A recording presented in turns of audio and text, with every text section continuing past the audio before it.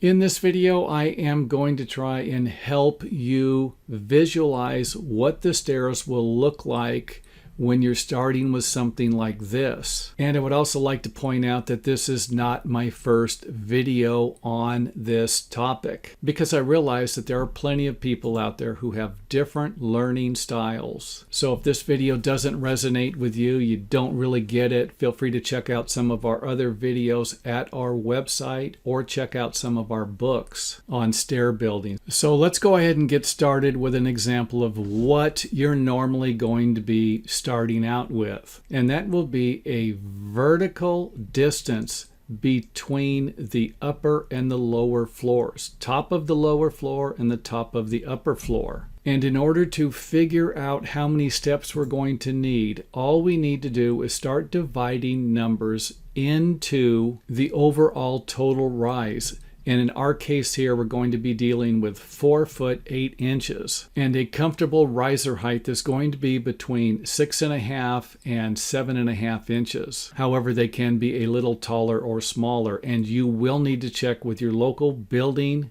codes to verify these measurements in some cases. So if I just start dividing random numbers, I divide 10 into 4 foot 8, I divide 7 into 4 foot 8. Eventually I'm going to divide 8 into 4 foot 8 and end up with 8 individual vertical risers that are going to be 7 inches each. And once I have the number 8, I just simply subtract one number from that, because you're always going to have one extra riser than you are steps. So 8 individual risers, 1, 2, 3, 4, 5, 6, 7 steps. And if you're not dealing with any type of constraints, and you can make the stairs as long as you want to, then you can use whatever size tread you want to, as long as it is above the minimum size required by your local building code. So in our case, we're going to use an 11-inch wide step, providing us with a 77-inch overall length for our stairway. So again, the first thing we're going to do is get the vertical rise, total rise between the floors, so that we can figure out how many steps we're going to need.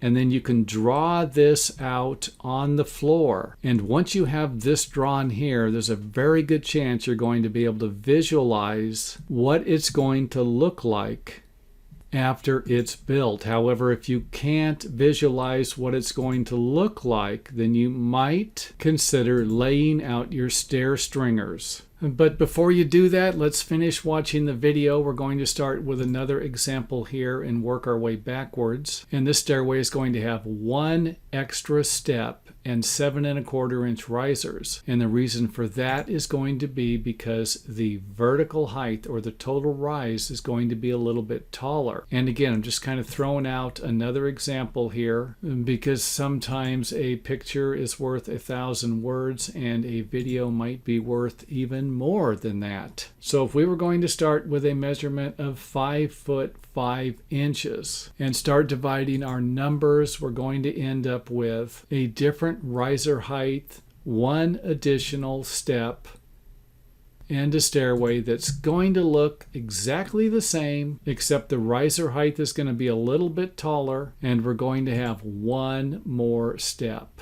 Next up, let's go ahead and take a look at the bigger problems that people are having a difficult time visualizing. And again, these are the most questions that I have been receiving lately and for quite some time. And that would be a situation where somebody's trying to fit a stairway that isn't going to meet local building codes into a tight area. So here we have part of a house that is drawn with a 3-foot hallway or walkway. And again, this seems to be where the problem is. Most of you watching this video who have a problem like this are going to be able to relate to this, because you're dealing with a hallway. You're dealing with something that is going to need to remain the same because it's already at the minimum measurement. Most hallways in a residential building require a 3-foot wide hallway, which means your stair steps cannot protrude into this hallway at all. So you're going to be dealing with this measurement here and the overall height. And I would also like to point out that if these measurements don't work. If your risers are too tall or your treads are too short, like we have here. Here we have almost a 9-inch wide tread. And if your building code does not allow this measurement here, then you're going to have to do some remodeling. You're going to need to make this distance here longer or subtract one of the steps, and that's what we're going to do in our next example after we take a look at what the stairway is going to look like with the risers. So here we have a 7¼ inch riser and almost a 9-inch wide step. And I do have to point out that some building codes do allow a 9-inch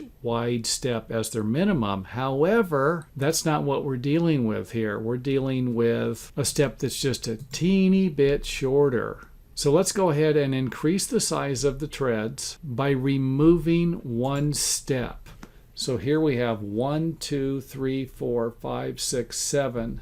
And in our previous example, we had 8. However, the problem with this particular stairway could be the fact that we have an 8 and an 1/8 inch riser. And some building codes do not allow risers to be taller than 8 inches, providing us with a good example of a stairway that will not meet our local building codes. And for some of you, you're going to be able to move this wall over or move this wall over to get a little longer length here. However, we've got to keep in mind that this measurement here can't be smaller. And when I say can't be smaller, it can't be smaller according to the most popular building codes. In your area, you might be able to get away with it. And let's not forget that these videos are watched all over the world. So if you're in the United States, 3 foot is probably going to be a standard. However, if you're in another country, it might be an inch or two smaller.